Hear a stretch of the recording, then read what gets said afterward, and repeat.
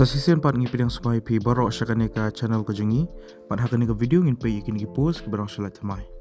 Subscribe ikan ka channel, pat turn on your notification bell ru, kanang ba pinomdo iki videos kimi upload.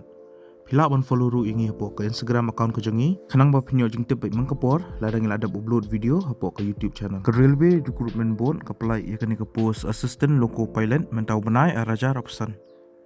Ke last date lani ka tarik bakado ba pila ban saban iki applications. Leo kat waitrik benai me araja rapsan. Kani ka post assistant loco pilot, kalaj hadu kenai ajar kenai spa nyopo teli, pakai limit dan ka kerta ka beredo kadai kat prasnam, baka bahedo kadai lai postnam. Kanon ka over age relaxation, hadu licenam iki other backward classes, pat sansnam iki schedule cast lani ki schedule tribe candidates. Ka salary lani ka tulap kadai pay level 2, kat kom ka 7 central pay commission, kabamut ka initial basic pay kandai kat kenai ajar kenai spa akshi benai.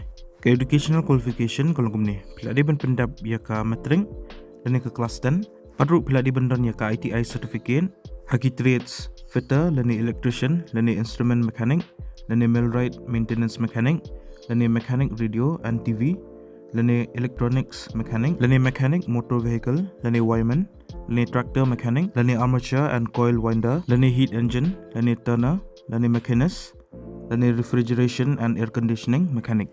Ki candidates ki bala adab ya ka matric badru ya ka course completed ag apprenticeship hagi tegi trades ba hajang pila ban apply. Ki candidates ki badon license diploma ha ka mechanical lani electrical lani electronics lani automobile engineering pila ban apply. Ki candidates ki bala pendap ya ka jing puli jing kiru haki engineering disciplines pila ban apply. Ki candidates ki belong eligible bagi buku ban apply ya ka ni ka post pihak ban apply online ding ba ka recruitment portal jang ka railway recruitment board.